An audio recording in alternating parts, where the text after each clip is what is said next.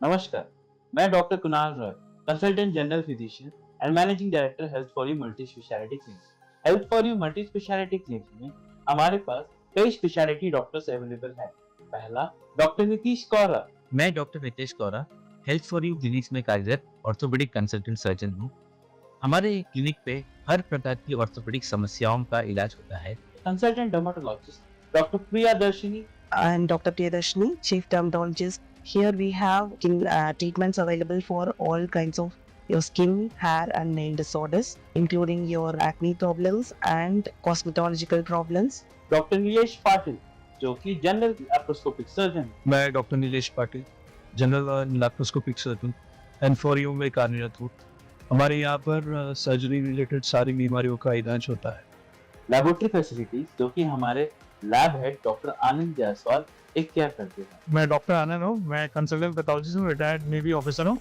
और यहाँ पे आप देख सकते हैं कि हमारे पास जो मशीनें रखी हैं वो स्टेट ऑफ द आर्ट है। ये आप देख सकते हैं, ये हमारी जो सीवीसी की मशीन है वो जापानीज मशीन है।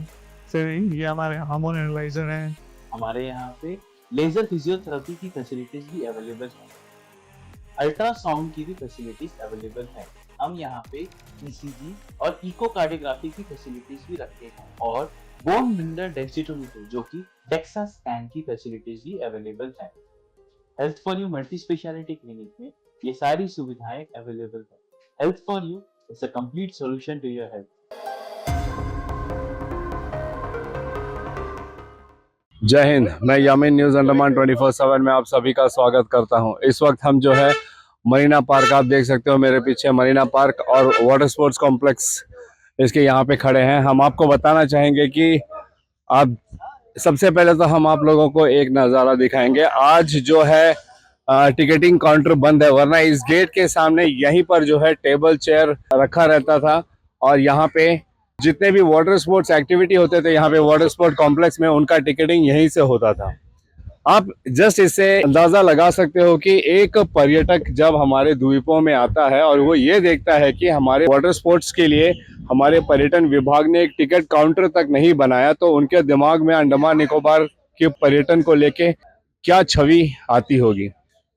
हम कहते हैं अतिथि देवो भव, जिसका हम पूरा सम्मान करते हैं और हमारे द्वीप के जो लोग हैं जो खासकर पर्यटन विभाग से जुड़े हैं वे वही सम्मान भी देते हैं। अतिथि को देव ही मानते हैं, भगवान समान उनका इज्जत करते हैं। जितना होता है हमारे द्वीप के जो पर्यटन विभाग से जुड़े लोग हैं वे अपने तरफ से ये कोशिश करते हैं कि उनको खुश करके यहाँ से भेजें और उनका जो सफ़र अंडमान का वो यादगार रहे, ताकि वे वापस जब जाएं तो वे और लोगों को भी बताएं और दोबारा घूम कर भी आए।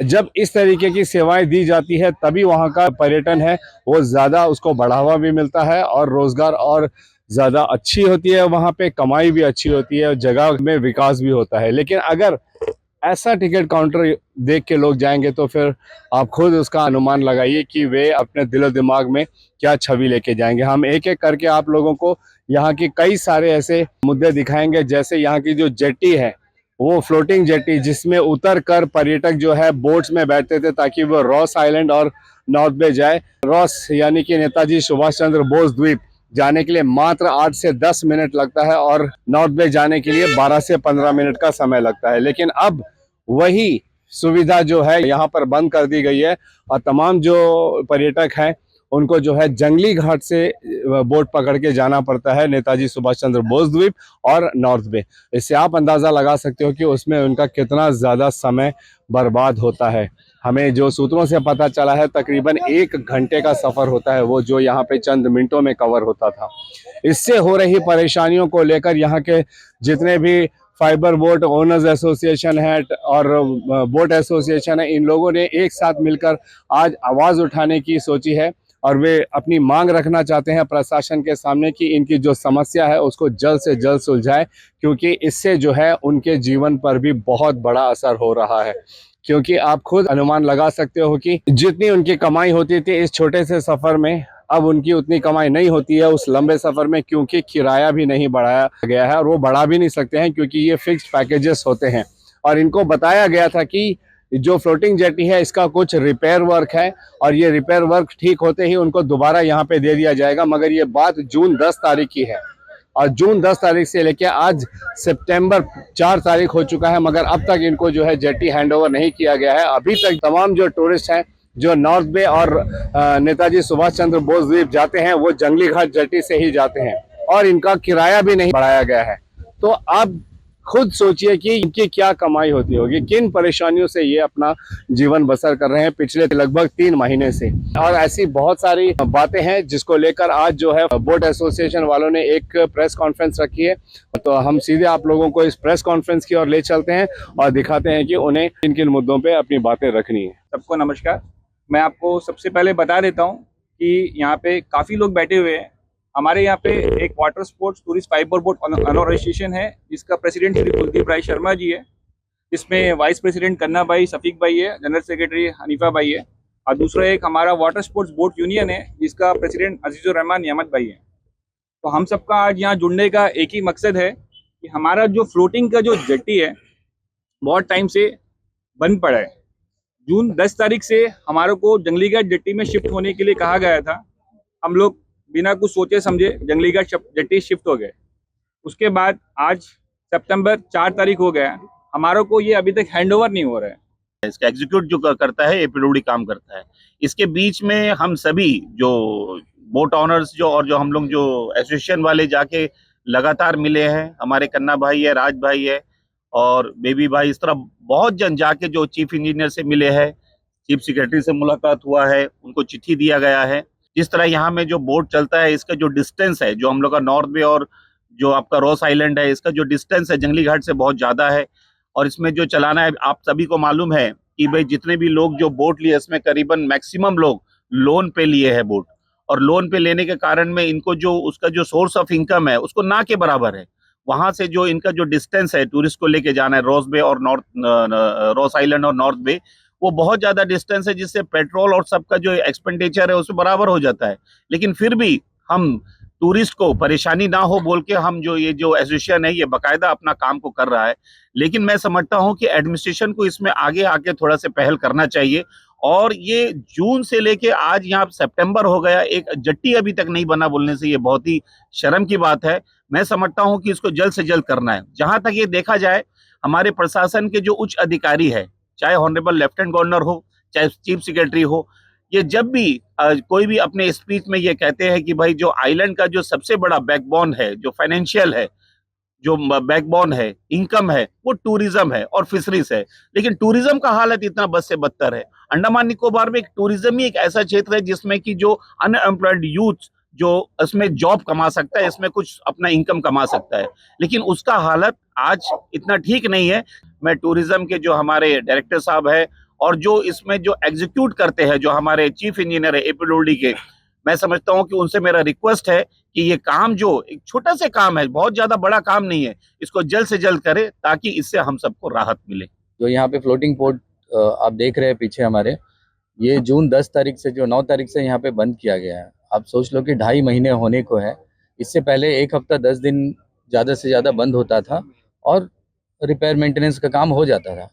इस बार जो है इतना समय हुआ, जानकारी के हिसाब से मुझे पता चला है कि जो रेगुलर टेंडर जो पहले लेता था जो पार्टी, वो अब नहीं है। अब कोई नया पार्टी ने टेंडर पार्टिसिपेट किया है जिसके पास उतना मेरे ख्याल से सोर्स नहीं है कि वो फटाफट जो है सामान मंगा ले और जो है टाइम से पहले, क्योंकि कॉन्ट्रैक्टर और डिपार्टमेंट को दोनों को ही इसमें सोचना था कि टूरिस्ट सीजन स्टार्ट होने वाला है और कितने टाइम तक जो है ये बंद रहना चाहिए और कब तक जो है जब टूरिस्ट का फ्लो होगा। क्योंकि देखिए कि काफ़ी देश में कई जगह फ्लड आने के कारण जो है टूरिस्ट अब जो है अंडमान डाइवर्ट हो रहे हैं। तो ये सीज़न जो मेरे ख्याल से पहले ही स्टार्ट होने वाला है और अब शुरू भी हो गया सीज़न। तो इतने दिन बंद होने के कारण, मतलब मैं गया था जंगली घाट जेट्टी और जंगली घाट जेट्टी में मैं देख रहा था पैसेंजर एक एक पेड़ जो वहाँ पे उसके नीचे 10, 15, 20 जो है पैसेंजर खड़ा होकर जो है धूप से बच रहे थे। आप सोचिए कि डिस्टेंस देखिए ना, कि यहाँ से अगर बोट जाता है रॉस के लिए तो 7 से 8 मिनट और नॉर्थ बे गया तो कितना 15 से 20 मिनट, 15 से 20 मिनट। यानी कि टूरिस्ट के पास ऑप्शन है कि अगर ये दोनों आइलैंड अगर उनको पसंद नहीं है, अगर सुबह 8-9 बजे वो निकले तो 11, 12, 1 बजे तक वो पहुंच जाएंगे, उसके बाद दूसरा एक्टिविटी कर सकते हैं। अभी आप सोचो कि टूरिस्ट के लिए कितना बड़ा नुकसान है। एक तो वो 4 दिन, 5 दिन, 6 दिन का पैकेज बनाकर आते हैं। अभी जंगली घाट जेट्टी में वो 1 घंटा वहाँ पे खड़े रहेंगे, उसके बाद जो है उनको वहाँ से 1 घंटा लगता है नॉर्थ में पहुँचने के लिए, और वहाँ से आने के लिए भी फिर 1 घंटा, 1 घंटे से ऊपर भी लगेगा। अब दोनों आइलैंड कंप्लीट करके मतलब उसका पूरा डे जो है खत्म हो गया। और यहाँ पे देखिए कि कभी भी बरसात हो जाता है, अंधेरा हो जाता है, तो जो वाटर एक्टिविटीज है, आपको स्नॉर्कलिंग करना है, डाइविंग करना है, ये सब चीज़ में क्या है, आपको अंदर पानी क्लियर रहना, सन का लाइट होना, तो आपको अच्छा ये दिखेगा, कोरल्स वगैरह दिखेंगे, फिश दिखेंगे। अब टूरिस्ट का मतलब टूरिस्ट को भी परेशानी। अब दूसरा, हमारे जो बोट ओनर्स जो लोन में और कहीं से ब्याज में पैसा लेके, कहीं फ्रेंड सर्कल से मदद लेकर, कुछ कुछ करके अनएम्प्लॉयड यूथ जो है यहाँ पे बोट चला रहे। देखिए कि आप सोचिए कि यहाँ पे 700-800 का तेल से वो लोग नॉर्थ पे चले जाते हैं, वहाँ उनको 2500 का तेल लगता है जहाँ से इधर आने के लिए, नॉर्थ में आने के लिए। अभी 2.5 महीना से ये टिकट का रेट भी नहीं बढ़ाए, और वही चार्जेस में जो है ये यानी कि पूरा टूर को कंप्लीट करके दे रहे हैं। ये लोग जो है मतलब टूरिज्म को डुबाने के लिए नहीं, बचाने के लिए काम कर रहे हैं। अगर ये चाहते तो वहां से वो अपना रेट जो है बढ़ा देते। नुकसान हो रहा है, फिर भी जो है हम बर्दाश्त कर रहे हैं कि 1 हफ्ता में हो जाएगा, 10 दिन में हो जाएगा, 15 दिन में। आज 2.5 महीना होने को आ गया और जो है अभी तक ये फ्लोटिंग पोर्ट का काम शुरू नहीं हुआ। अभी हमारे कुछ भाई जो है जाकर चीफ सेक्रेटरी साहब से मिले, और कल ही मिले ना आप लोग, कल ही मिले, और सर ने भी कहा है कि जल्द से जल्द इनका काम होगा। डायरेक्टर से मिले, सीपीए से मिले, सभी से मिलकर जो है अपना डिमांड रखे, अपना प्रॉब्लम्स बताए, तो मगर सारे जगह से आश्वासन मिला है, मगर काम जो है अभी हम रिक्वेस्ट करते हैं हमारे एडमिनिस्ट्रेशन से कि जल्द से जल्द जो है इस पे गौर करे, एटलीस्ट ये फ्लोटिंग पोर्ट यहाँ से चालू कर दे। क्योंकि एक तो देखिए कि ये सामने हमारा एक टिकट काउंटर है, वही पेड़ की छांव के नीचे जो है लोग आकर ये टिकट लेते हैं। कोई जगह हमारा परमानेंट सेट नहीं है, कोई काउंटर नहीं दिया गया है। हाँ, हम तो ये भी डिमांड करते हैं कि एडमिनिस्ट्रेशन या आईपीएनटी हम लोगों को टिकट काउंटर बना कर दे दे, हम उसको चार्जेस पे पे करेंगे ना, रेंट पे करेंगे। रिक्वेस्ट ये भी करूंगा कि ये उतना दूर तक जो है पैसेंजर यहाँ तक चल कर आता है, धूप इतना रहता है कि इवन आप लोग तो डेली आते हैं, हम लोग तो कभी कभी आकर विजिट करते हैं। ये कम से कम एक पार्ट शेड भी यहाँ पे बनाए, जैसे वहाँ पे बनाया बहुत अच्छा है, वो भी अब वेस्ट हो गया है, अभी उसका भी रिपेयर मेंटेनेंस का काम होना है। तो मैं साथ ही साथ ये तो हमारा प्रॉब्लम है, मगर हम देख रहे हैं कि हमारे वाटर स्पोर्ट्स का इतना बड़ा काम वहाँ पे चल रहा है डेवलपमेंट का, मगर कई दिन से वो भी बहुत स्लो है। एक फ्लोटिंग पोर्ट के भरोसे में ये जो है पूरा 120 बोट और बोट ओनर्स और जितने भी स्टाफ्स हैं उनका कोई नुकसान नहीं होना चाहिए। ये फ्लोटिंग पोर्ट जो है जगह जगह आइलैंड में दिया गया है।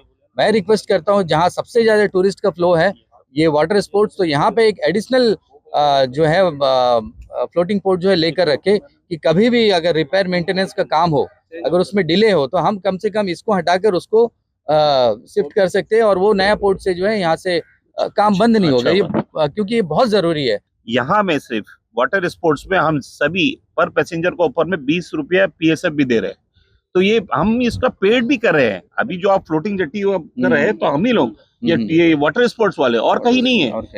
पर पैसेंजर अगर 10 टूरिस्ट अगर जाता है तो एक ट्रिप पे हम 200 रुपया पे कर रहे हैं, तो ऐसा हम पे भी कर रहे हैं सरकार को, एडमिनिस्ट्रेशन को पे भी कर रहे हैं। तो इसीलिए ये जो अभी बताया गया है ये बहुत अच्छा तरीका है कि एक इसको स्पेयर में रखे, ताकि कभी इस तरह अचानक अगर ऐसा कोई प्रॉब्लम हुआ तो उसको दूसरा फ्लोटिंग जेट्टी को हम यूज कर सकते हैं, ताकि टूरिज्म एक्टिविटीज में कोई तरह का प्रॉब्लम ना हो। अभी जितने भी बोट ऑनर्स है ये बियर करते हैं कम से कम 3 महीना से ये बियर करता है ये जेट्टी का प्रॉब्लम। एक्चुअली क्या है बोलने से, इसका जो एक्सपेंस आता है जंगली घाट से बोट चलने से कम 2 से 2,500 रुपये का पेट्रोल लगता है एक बोट वाला को, तो उसको मिलता है एक दिन में 5 से 5,500 रुपये मिलता है, जिससे उसको आधा से 50% या 60% उसका एक्सपेंस चले जाता है डेली, तो उसको बचता है कुछ नहीं है। तो हम आपके मीडिया के माध्यम से थ्रू से एडमिनिस्ट्रेशन से रिक्वेस्ट और विनती करना चाहता है कि हमारा जो ये फ्लोटिंग जेट्टी जो है जितना भी जल्दी हो सके जल्द से जल्द, हम तो ये बोलता है कि कल अगर हो सके तो भी हम लोग को इसको हैंडओवर करा के देने के लिए मैं अपना एसोसिएशन के तरफ से सब जितने भी बोट ओनर्स है सबके तरफ से आपसे रिक्वेस्ट करता है एडमिनिस्ट्रेशन से कि जल्द से जल्द हम लोग को इसके हैंडओवर करा के देने के लिए कोशिश करने का रिक्वेस्ट करता हूँ। सबका सहमति से एक बात ये आया है कि अगर 1 हफ्ते के अंदर में प्रशासन हम लोग को जल्द से जल्द अगर हमारा जो फ्लोटिंग जेट्टी जो वाटर स्पोर्ट्स में जिस जगह बैठ के हम आपसे बात कर रहे हैं, अगर ये हमको हैंड ओवर नहीं करता है तो हमारा मजबूरी है कि हमको वहां से फिर बोट चलाने में रोकना पड़ेगा या कुछ सोचना पड़ेगा। एक बात पूछना चाहेंगे कि यहाँ से जो आप लोग रेट लेते थे गैस से, उससे फायदा होता था ना? जितने भी चलाते थे उनको फायदा होता था, तभी काम करते थे, डिस्टेंस या जो भी होता था। अभी जब जंगली घाट में कर दिए इसको तो क्या फायदा? नुकसान है, एक्चुअली पूरा चेन सिस्टम है। एजेंट से लेके आपका अगर कोई ट्रेवल से गाड़ी चला रहा है, होटल से लेकर हर एक्टिविटीज, पूरा ये टूरिज्म का एक चेन है। अब इसको फट से कोई रेट बढ़ा देना और ये करना, ये लॉस में भी चल रहा है। आप बताते हैं ना कि एक बोट में अगर 12 सीटर है, उसमें अगर इनका 50% फ्यूल लगता है और 5,000 रुपया मिलता है, 2,500 तेल में चले जाता है, फिर इसको तो बोट मास्टर को देना है, क्रूज को देना है, ये सारा खर्चा भी है ना। और बोट ज्यादा चलेगा तो मेंटेनेंस भी ज्यादा आएगा आपका। तो इतने दिन से आप लोग वही रेट में वहां से चला रहे हैं एवरीवन, सब लोग? बस यही आस में है कि अब हो जाएगा, मगर आप देख लीजिए कोई काम नहीं चल रहा है। जो अभी टूरिज्म डिपार्टमेंट तो एडमिनिस्ट्रेटिव अप्रूवल दे दिया, जो इसका खर्च है वो पैसा दे दिया, तभी तो एपीडब्ल्यूडी उसको टेंडर किया। एपीडब्ल्यूडी डिपार्टमेंट जब उसको टेंडर किया तो उसका एक टाइम ऑफ कंप्लीशन तो रखा होगा, तो जून से लेके सितंबर तक तो ये फ्लोटिंग जेट्टी का नहीं रखेगा, सवाल ही नहीं है। ये कोई सिविल वर्क तो है ही नहीं, ये तो खाली वहां से जहां से भी आपको मेनलैंड से अगर कुछ माल मंगाना है, मेटल्स मंगाना है, तो कितने दिन होएगा? जून से सितंबर तो नहीं लगेगा, जाहिर बात है उसका टाइम ऑफ कंप्लीशन तो कम होगा। तो वो जो कॉन्ट्रैक्टर लिया है वो तो काम इंजीनियर का है, वो एपीडब्ल्यूडी का काम है इंजीनियर का, कि उसको सही समय पे काम उसका खत्म करना, या तो उसका इनलिस्टमेंट को कैंसिल करना, उसको ब्लैकलिस्ट करना। अगर वो टाइम में काम नहीं किया तो उसको ब्लैकलिस्ट करना। अब ये बात तो हम लोग को साफ साफ समझ में आया कि टूरिज्म डिपार्टमेंट उसको पैसा जितना मांगा उतना दे दिया, लेकिन ये एपीडब्ल्यूडी काम क्यों नहीं करवा रहा है समय पे? आप लोगों ने इतना देर हमारा कवरेज किया है, यहाँ पे हमारा डिमांड्स को सुना है और पब्लिक तक, एडमिनिस्ट्रेशन तक जो है इसको पहुंचाने में आप मदद करेंगे। Thank you. तो ये था आज का मीटिंग। जैसे आपने देखा कि अगर हमें यहाँ पे बेरोजगारी की समस्या को दूर करना है तो ये जरूरी है कि अंडमान निकोबार में पर्यटन से जुड़े जो भी समस्याएं उनको जल्द से जल्द उनका समाधान करना चाहिए, क्योंकि ऐसा नहीं करने पर आप देख सकते हो कितने सारे लोग इससे प्रभावित होते हैं। अब मसला पीडब्ल्यूडी का हो या पर्यटन विभाग का हो, असर किसको होता है ये देखने वाली बात है। असर होता है हमारे बोट एसोसिएशन वालों को, इनके घर परिवार चलते हैं, इनकी यही रोजी रोटी है, और ये पिछले 3 महीने से यकीन मानिए बहुत ही परेशानियों में अपना काम यहाँ पे कर रहे हैं। जैसे जो गिन कर अभी यहाँ पर एसोसिएशन वालों ने अपने मुद्दे बताए कि किन किन परेशानियों का सामना इन्हें करना पड़ता है, तो हमारी प्रशासन से हमारी भी यही निवेदन रहेगी कि वे कृपया जो है इसको गंभीरता से ले और जल्द से जल्द इनका जो समस्या है इसका समाधान निकाले। और समस्या कोई उतनी बड़ी भी नहीं है। हमें पूरी उम्मीद है कि हमारी इस रिपोर्ट के बाद में आज का ये जो मीटिंग हुआ था यहाँ पे, इसको बहुत गंभीरता से लिया जाएगा और इनकी जो समस्या है इसको जल्द से जल्द सुलझाया जाएगा, ताकि कितने सारे लोग, यहाँ पे चंद लोग थे, यकीन मानिए पर्यटन से जुड़े हजारों लोग हैं जिनको ऐसी समस्याएं हो रही है। हम आप लोगों को उन सारे मुद्दों के बारे में भी बताएंगे। फिलहाल कुछ लोग यहाँ पे जेट्टी की नहीं होने की वजह से इनको जो जंगली घाट शिफ्ट किया गया है, इस वजह से आज ये इन्होंने मीटिंग बिठाई और एक प्रेस कॉन्फ्रेंस के माध्यम से प्रशासन से ये निवेदन किया है कि इनकी जो भी मांगे हैं इनको जल्द से जल्द ठीक किया जाए, ताकि इनकी रोजी रोटी में असर ना हो। और सबसे बड़ी बात कि हमारे जो पर्यटक आते हैं अंडमान निकोबार घूमने, उनको भी इन कठिनाइयों का सामना नहीं करना पड़े। उनका समय जाता है, उनके पैसे भी ज्यादा लगते हैं। और बहुत बड़ी बात यह है जो अभी यहाँ पे बैठे तमाम स्पीकर्स ने बताया है कि हम अंडमान निकोबार में टूरिज्म को बढ़ाने के लिए हर मुमकिन प्रयास करते हैं, लेकिन अगर इस तरीके से काम होगा तो फिर ये हमारे पर्यटन पे बहुत बुरा असर भी हो सकता है। क्या हम ये चाहते हैं? ये हमारी प्रशासन को सोचना है। तो अंत में हम यही निवेदन करेंगे कि हमारी प्रशासन जल्द से जल्द इस समस्या को दूर करे, ताकि इससे हो रही जो भी परेशानियां हैं इसका हल निकले। इसी उम्मीद के साथ और कैमरा पर्सन दीपिका सोनी के साथ मैं यामीन, न्यूज़ अंडमान 24/7। जय हिंद।